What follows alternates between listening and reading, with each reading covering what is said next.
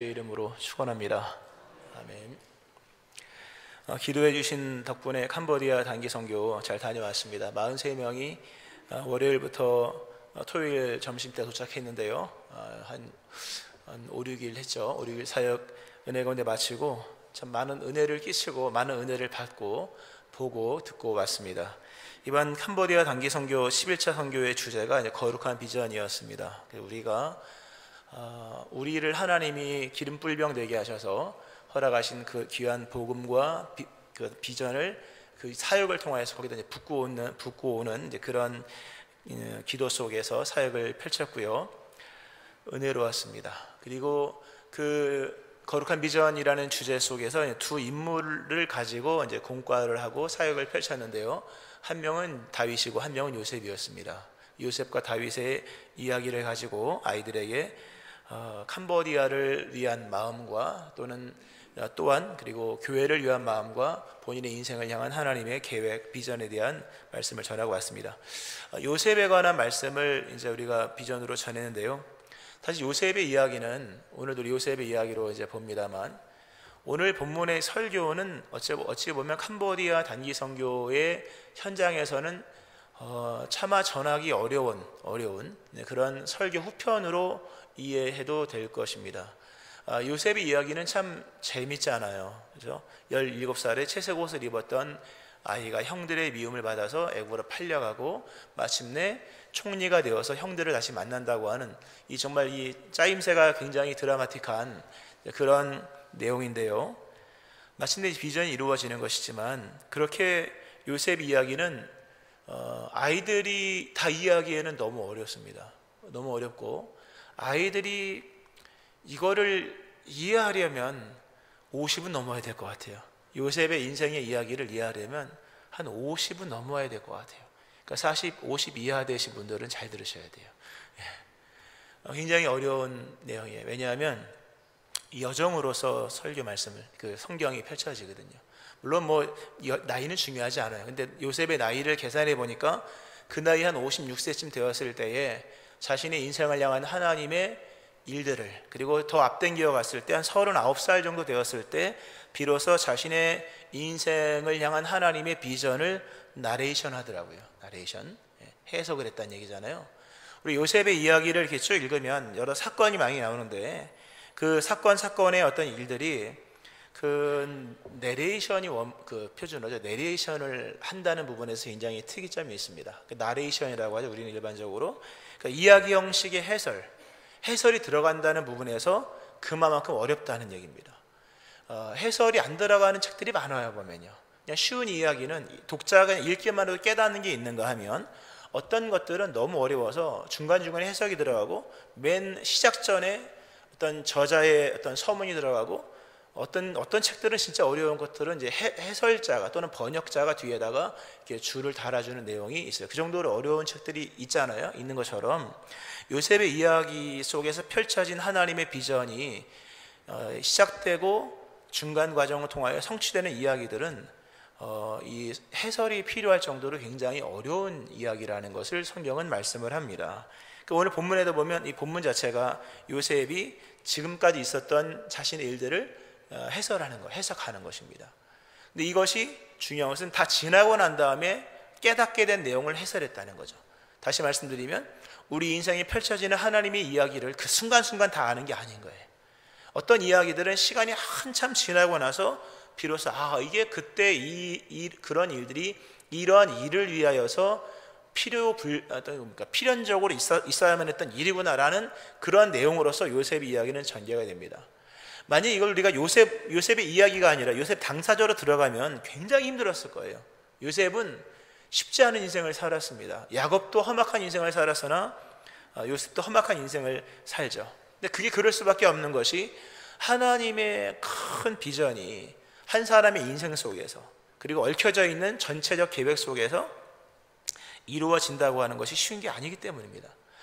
요셉의 아버지 야곱이 요셉의 인생을 전체를 다 알고 나서 축복 기도를 할 때에 어떤 그림으로 이렇게 비유로 축복 기도하냐 하면, 샘 곁에 무성한 가지로서 얘기를 합니다.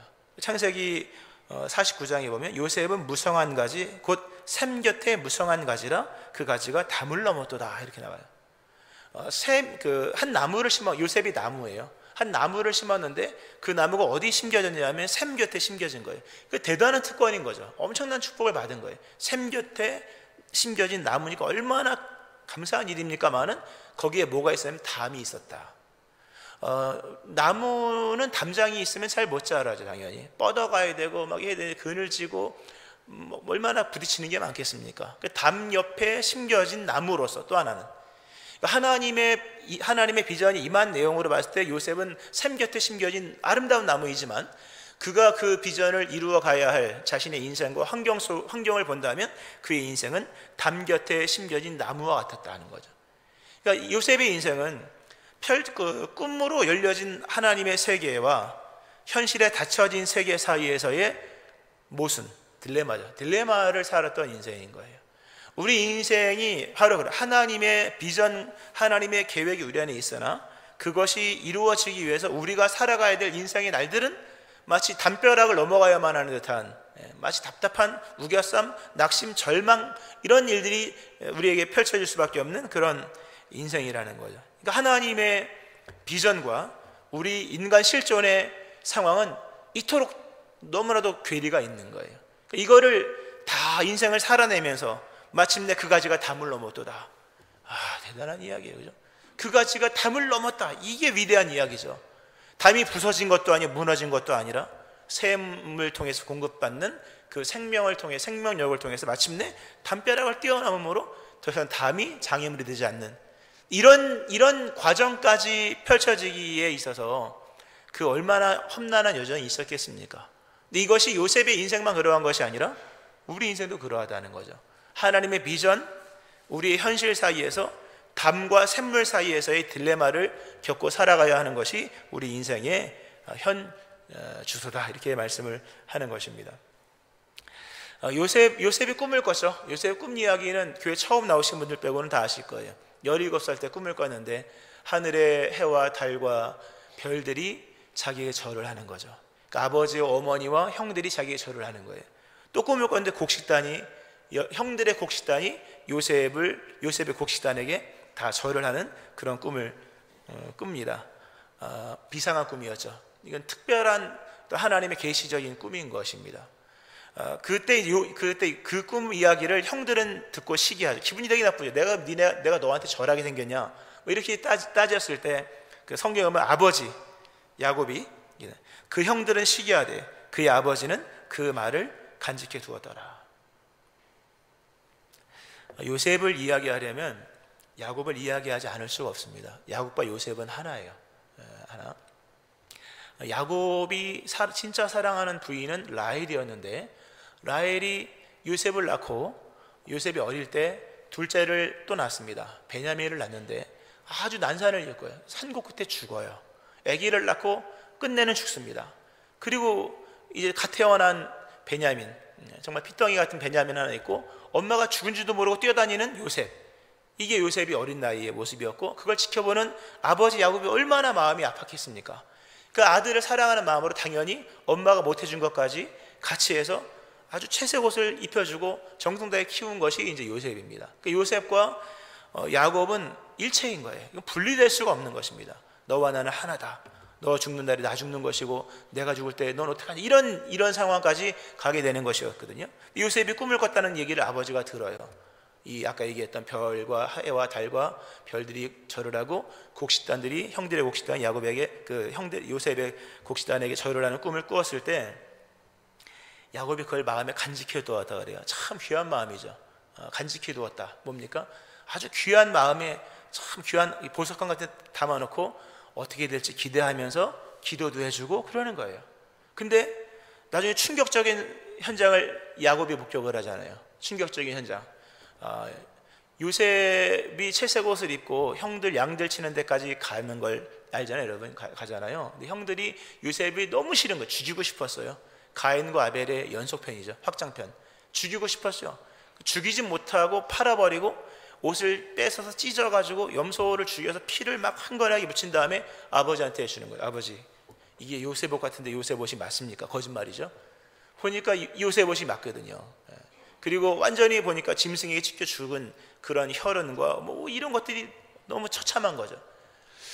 그 장면 성경 읽으신 분도 아실 거 아니에요? 그 장면을 봤을 때 야곱의 마음속에 간직해 두었던 요셉을 향한 그 아름다운 비전을 야곱에 간직해 두었다 하잖아요. 야곱의 마음속에 간직해 두었던 요셉의 꿈은 그 장면 속에서 유리가 와장창 깨지듯이 다 깨져버린 거예요.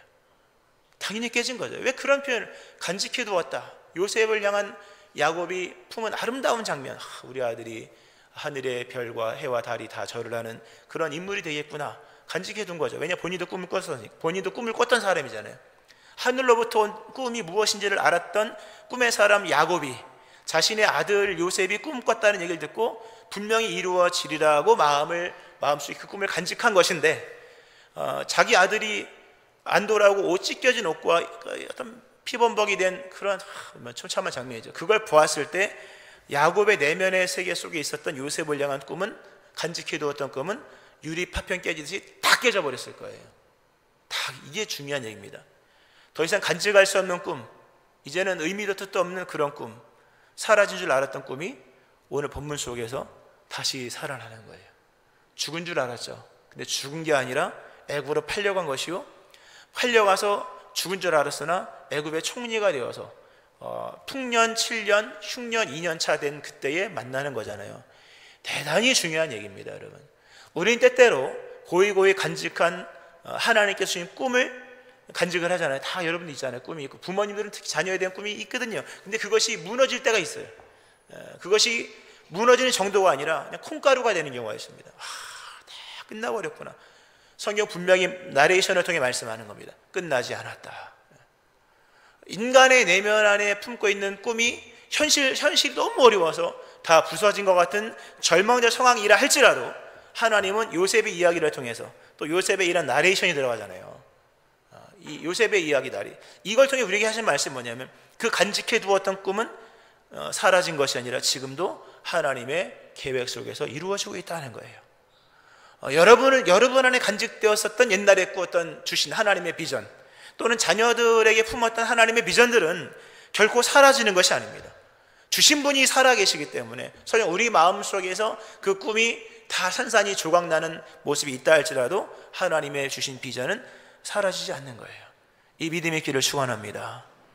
원래 이런 이야기를 캄보디아 아이들한테 해야 되는데요, 이거는 너무 수준 높은 이야기잖아요, 그렇죠? 이거는 나이 든 사람이나 이해하는 이야기예요. 그러나 우리는 이런 말씀을 들어야 됩니다.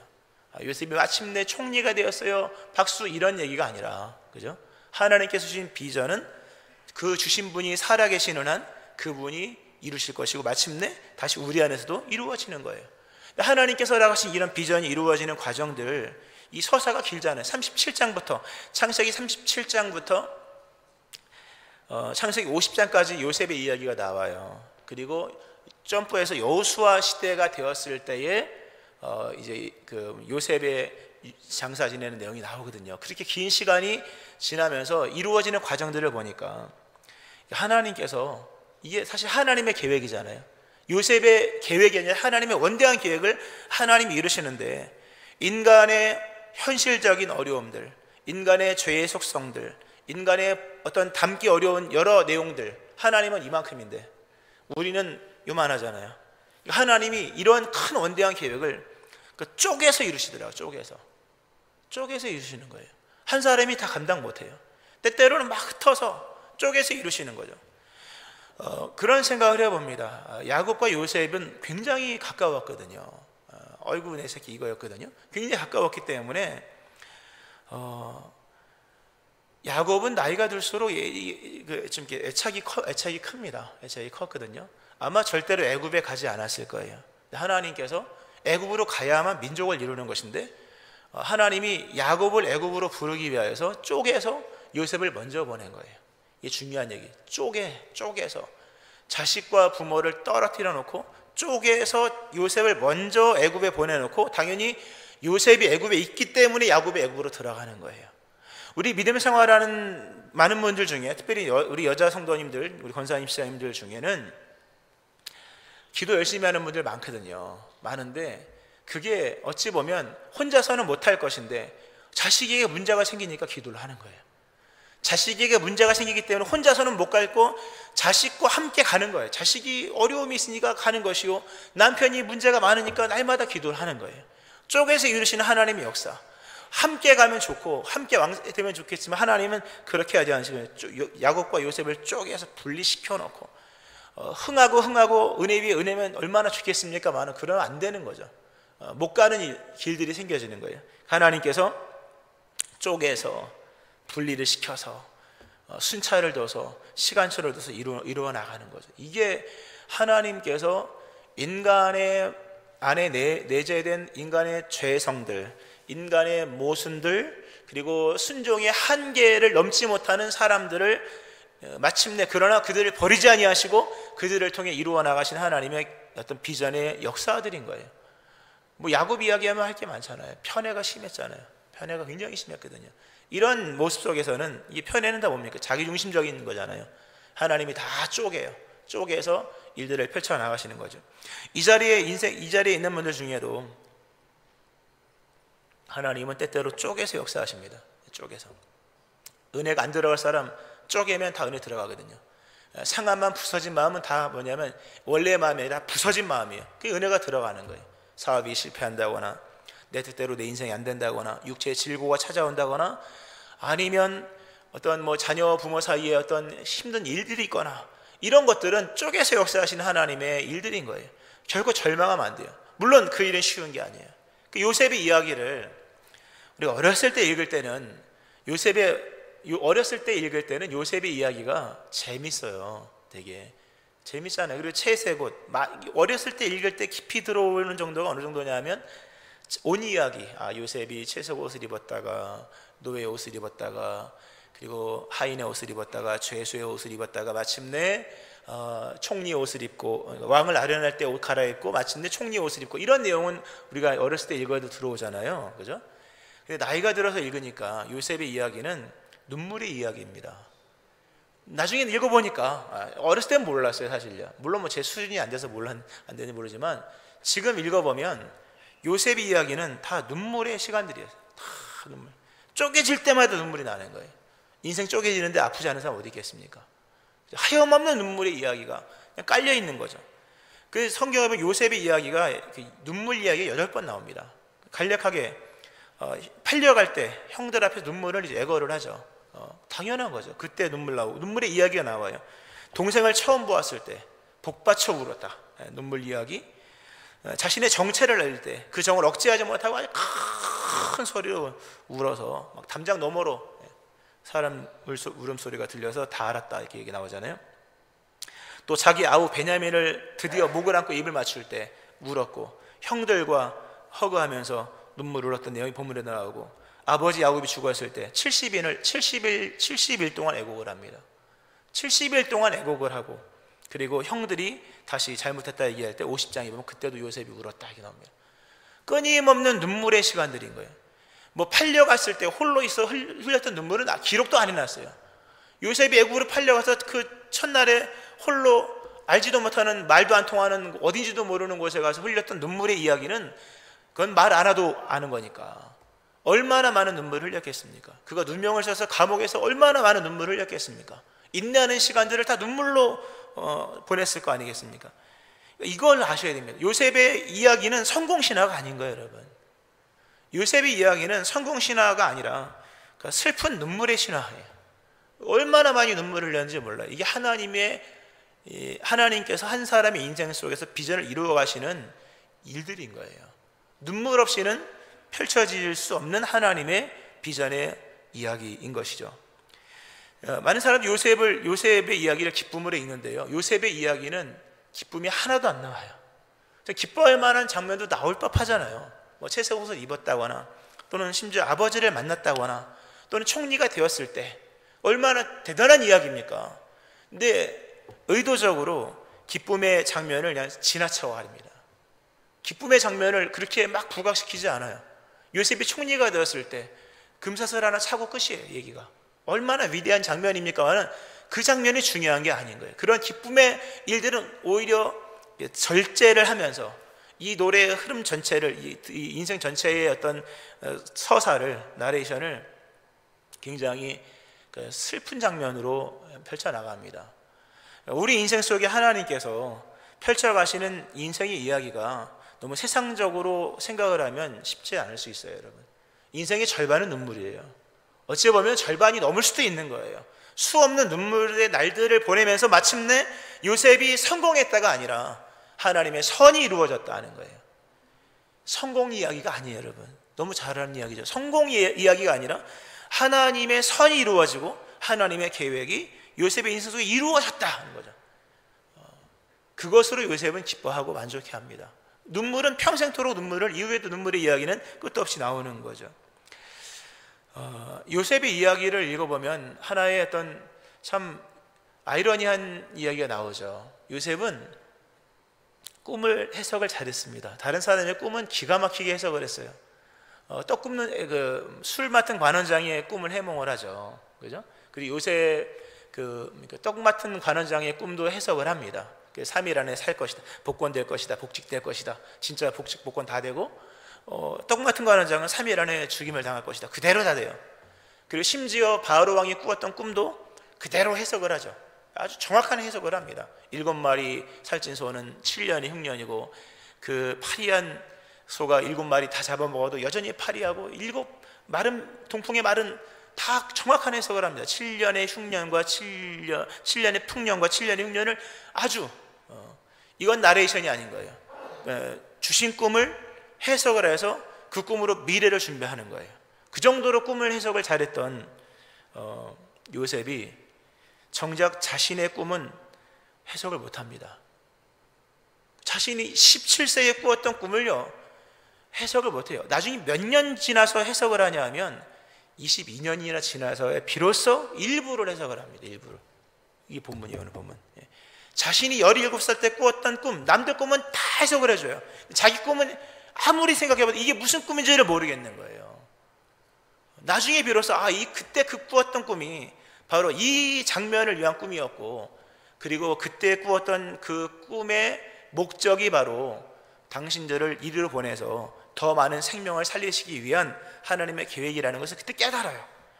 그것도 100%는 아닌 거예요. 나중에 그가 진짜 그 꿈에 대한 순종, 그러니까 순응으로서의, 그러니까 오늘 본문에 해석이 된 거고, 순응으로서의, 그러니까 순종으로서 그가 모든 자신에게 주신 하나님의 꿈을 정말 이렇게 긍정적으로 마음을 다해 전심으로 포용했던 것은 그보다 17년 더 지난 아버지 야곱이 죽고 나서 요셉의 나이 56세 때, 56세 때 17살 때 꾸었던 꿈을 비로소 그가 다 이해하고 따르겠습니다, 받들겠습니다, 이렇게 된 거예요. 요셉이 17살 때 꿈을 꾸었고, 본문은 39살 때입니다. 39살 때. 그리고 아버지가 130세 때 이제 애굽으로 와서 17년을 더 살아요. 17년이 더 지난 56세 때 야곱이 돌아가셔요. 세상을 떠나고 남은 이제 요셉이 그때 꾸었던 꿈에 대한 것들을 내가 형들과 형들의 자손들을, 그리고 마길의 후손들까지 다 키우겠습니다 하면서 마침내 자신의 꿈에 대한 나레이션이 가능하게 된 거죠. 여기 계신 분들 중에 자신이 가지고 지녔던 꿈이 나름 어느 정도 해석이 된다, 믿음이 좋은 거예요. 주시던 꿈이 비로소 해석이 되고 그때 그 일이 풀어지기 시작한다, 머릿속에서. 이건 해결되고 말고의 문제가 아니라 의미적인 부분이에요. 믿음이 장성해 가고 있다는 거예요. 그러니까 우리 인생을 향한 하나님의 비전이 우리의 이해 속에 그렇게 17살 때 꾼 꿈을 20살 때 알고 이런 게 아닌 거예요. 하염없는 눈물의 시간들을 보내고 쪼개짐의 아픔의 연속을 겪으면서 마침내 그 일이 이렇게 이루어지는구나 라는 것을 아는 거죠. 분명한 것은 뭡니까? 하나님은 그 일을 이루신다는 것을 발견하는 거예요. 여러분의 마음속에 간직해 두었던 꿈이 마치 야곱이 간직해 두었던 요셉에 대한 꿈이 와장창 무너졌었던 같은 분이 있을지라도 하나님을 신뢰해야 될 것은 하나님이 여전히 그 꿈을 펼쳐가시는 거예요. 지금은 그 꿈을 해석하기가 너무 어려울 수 있을 거예요. 그러나 나이가 지나고 더 지나고 어쩌면 인생 마지막 때까지 가야만 우리 인생을 향한 하나님의 계획과 비전이 드디어 나레이션 되는 거야. 이게 이래서 이런 거구나. 그때 온전한 예배가 드려질 겁니다, 아마. 할렐루야. 이런 장면들을 요셉이 겪으면서 요셉이 몇 가지를 깨닫죠.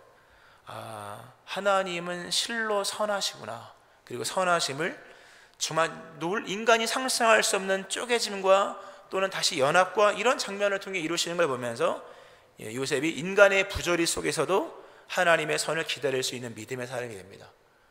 부조리가 많거든요, 여러분. 그러나 부조리 속에서도 하나님의 선은 이루어진다.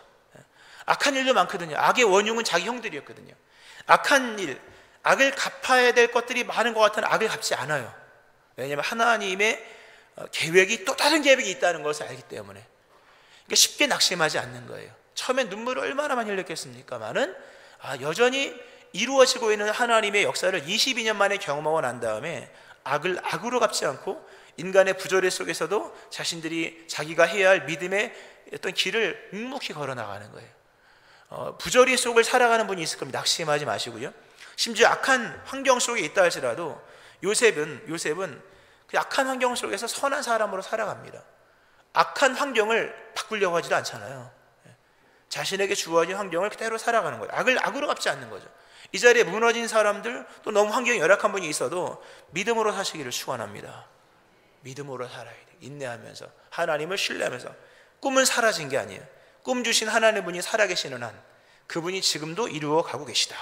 이 믿는 믿음 안에서 살아가는 거죠. 마침내 어떻게 됩니까? 요셉의 형들이 문제거리잖아요. 요셉의 형들이 창세기 50장에 비로소 요셉에게 무릎을 꿇고 하나님께 회개하고 요셉의 형들이 요셉에게 잘못했다고 얘기해요. 가인과 아벨이 화해를 하는 장면인 거예요. 대단한 이야기예요. 요셉 한 사람의 어떤 신앙인이 하나님의 꿈을 품은 한 사람이 그 신앙의 여정을 정말 눈물로 묵묵히 갔을 때 마침내 그 원대한 요셉의 꿈 안에 형들도 회개함으로써 합류가 됩니다.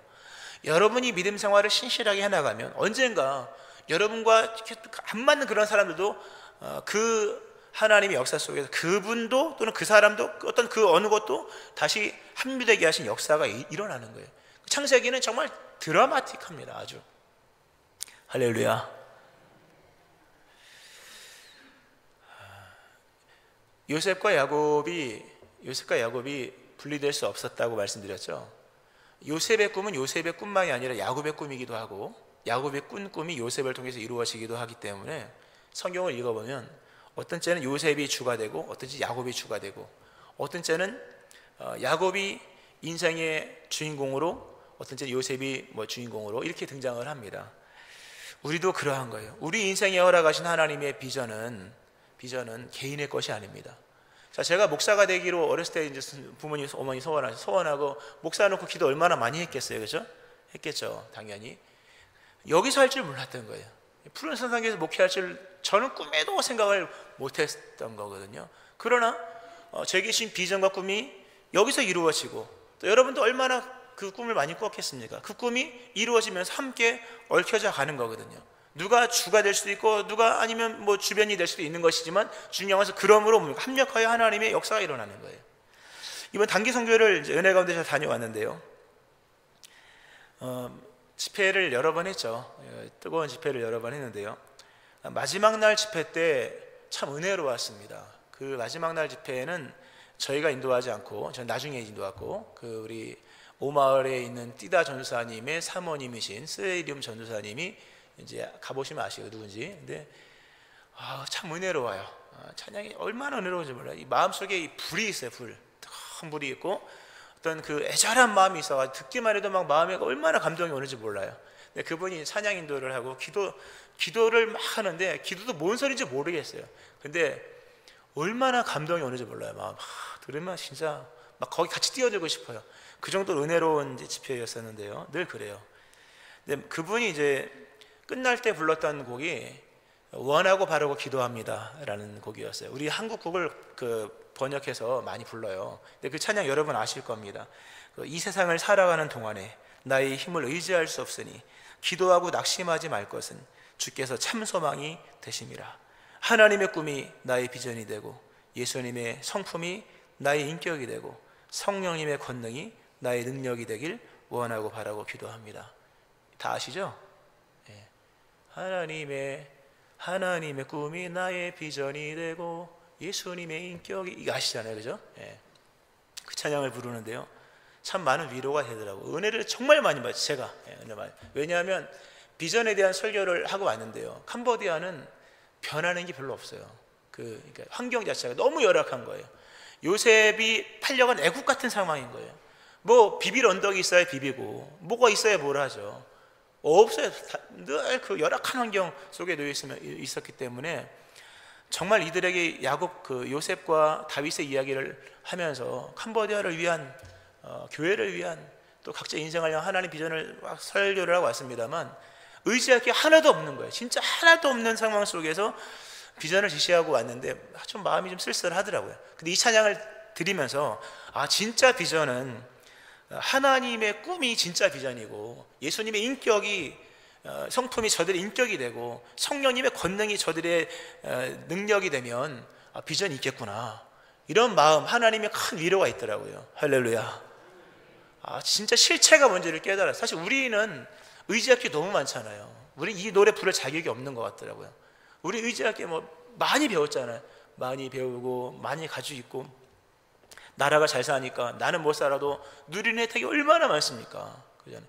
근데 캄보디아는 총체적으로 어려운 나라이기 때문에 정말 참 마음이 마지막엔 참 쓸쓸하더라고요. 근데 이 찬양을 드리면서 하나님이 걱정하지 말아라, 하나님의 꿈이 저들이 비전되고 예수님의 성품이 인격이 되고 성령님의 권능으로 일어서는 것이다라는 큰 어떤 위로가 있어서 은혜를 진짜 많이 받고, 그 다음에 이제 그 다음 집회가 저였거든요. 이 찬양으로 마무리했습니다. 기억나시나 모르겠어요. 이 찬양을 가지고 특히 후렴을 계속했어요. 계속하면서 정말 통성기도 막 뜨겁게 했는데요, 놀라운 일이 있었어요. 공항에서 버거킹 햄버거를 먹는데요, 끝날에 버거킹 햄버거 맛있어요. 거기 캄보디아가. 공항에서 다 마무리하고 공항에서 버거킹을 먹고 다 먹었어요. 그때 권사님 한 분이, 같이 간 권사님, 목사님 이리 와보세요. 갔더니 목사님, 이분 어느 분을 소개를 시켜주시더라고요. 이분이 원하고 바라고 기도합니다에 작사를 하신 분이에요, 그러더라고요. 근데 그 원하고 바라고 기도합니다를 보면은 작사자가 3명이에요. 민호기 목사님, 이현임 목사님, 김효셉, 이 3분인데요 후렴은 다른 분이 한 거예요. 근데 후렴을 작곡한 분이 이분이에요. 이래서 놀라웠어요.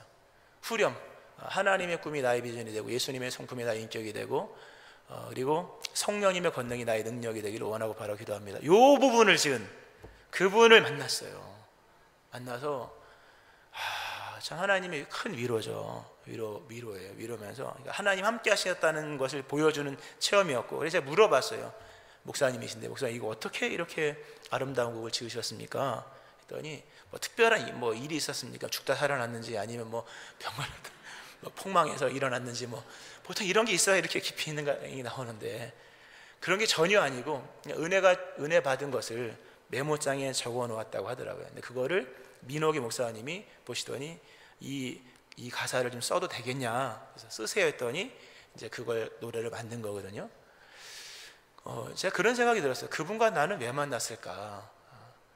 그 노래의 배경을 알게 하시기 위함이었을까? 잔뜩 기대했는데 아무것도 없는 거예요. 근데 거꾸로인 것 같았어요. 제가 봤을 때 그분이 쓴 후렴의 가사가 얼마만큼 수많은 사람들에게 위로가 되고 비전이 되고 또는 하나님의 꿈의 성취가 되어지는지를 알게 하시기 위한 만남으로 저는 그렇게 해석이 되더라고요.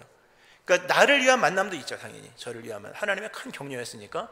근데 그분을 위한 격려일 수도 있는 거죠.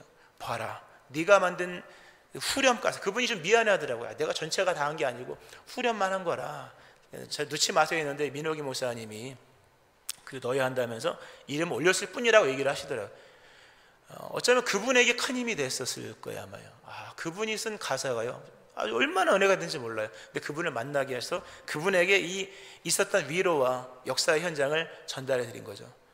하나님의 계획과 꿈은 이런 형식으로 이루어집니다. 이 참 설명하기 어려운 것인데요, 그분에게 하나님의 역사가 이루어지는 것을 잠깐 만난 저가 그분에게 역사를 해설해 준 거예요. 제가 그분에게 나레이션이에요.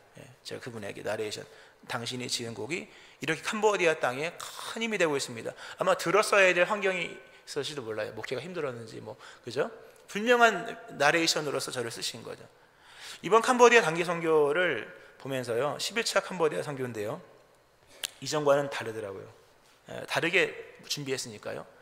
지금까지는 우리 팀들이요 정말 애를 썼습니다. 작년까지는 얼마나 준비를 많이 해갔는지 몰라요. 놀라운 역사도 많았고요. 이번에는 우리가 한 게 별로 없었어요, 사실요. 근데 그게 은혜였었습니다.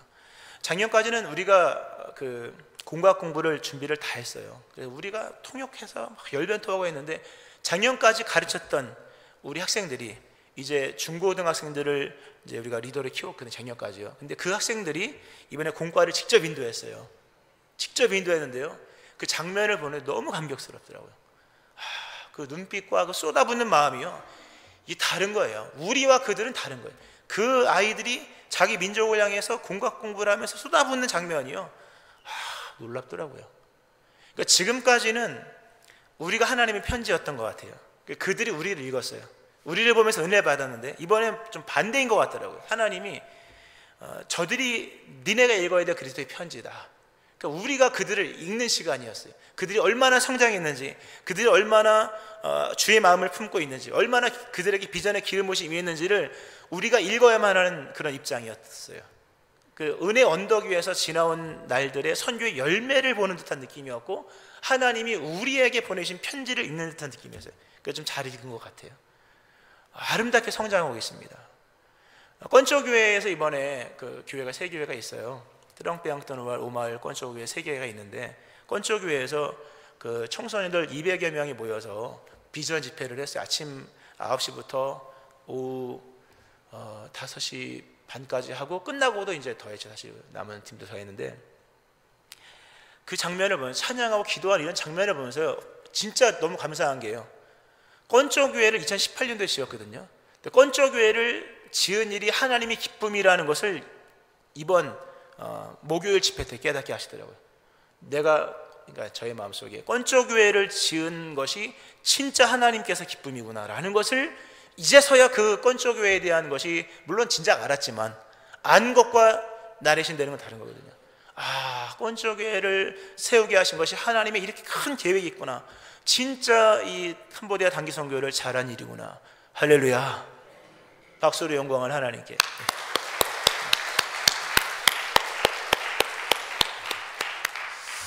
앞으로 우리 100년을 내다보는 캄보디아 선교인데요, 그 선교 여정이 어떻게 될지 모르겠어요. 그러나 은혜 언덕 위에서 지난 여정들을 돌아봤을 때 실로 하나님의 위대한 역사가 있더라고요. 앞으로도 하나님은 선교뿐만 아니라 여러분의 인생의 여정에 동행하시면서 그 신앙 인생 여정을 완성해 나가실 것입니다. 믿음으로 사셔야 되고, 성공과 실패를 뛰어넘으셔서 하나님의 선이 이루어짐을 믿으면서 부조리 속에서도 하나님의 선을 신뢰하고, 의심의 상황 속에서도 믿음을 가지고 나가며, 견디기 힘든 시간일지라도 눈물로써 밤을 지새우면서 믿음으로 나갈 때 마침내 하나님의 역사를 보게 될 것입니다. 이 은혜 임하기를 주의 이름으로 축원합니다. 아멘. 기도하시겠습니다. 하나님 아버지, 다 알 수 없는 길을 가고 다 이해하지 못한 세계를 살아갑니다. 그러나 언젠가는 돌아보셔서 알게 하실 그날이 오실 것이며, 보게 하시는 그때에 우리는 비로소 우리에게 허락하신 꿈을 나레이션 할 수가 있습니다. 하나님 아버지, 부조리 속에서도 하나님의 선하심을 믿는 믿음으로 살게 하여 주시고, 눈물의 시간들, 인생의 파편 같은 시간들이라 할지라도 눈물 흘리면서 믿음으로 인내하며 나가는 성도님들 되게 하여 주옵소서. 하나님, 우리의 삶이 미약하고 미흡하지만 주신 하나님의 꿈을 하나님이 친히 이루시는 것이니, 날마다 주님만을 바라보면서 우리의 모순적인 인생 가운데 펼쳐나가실 하나님을 신뢰하면서 우리 모두가 인생의 남은 여정들을 믿음과 비전으로 살아갈 수 있게 하여 주옵소서. 마침내 그 꿈이 이루어지게 하시고 하나님께 영광이 되게 하여 주옵소서. 감사드리며 예수님 이름으로 기도합니다. 아멘.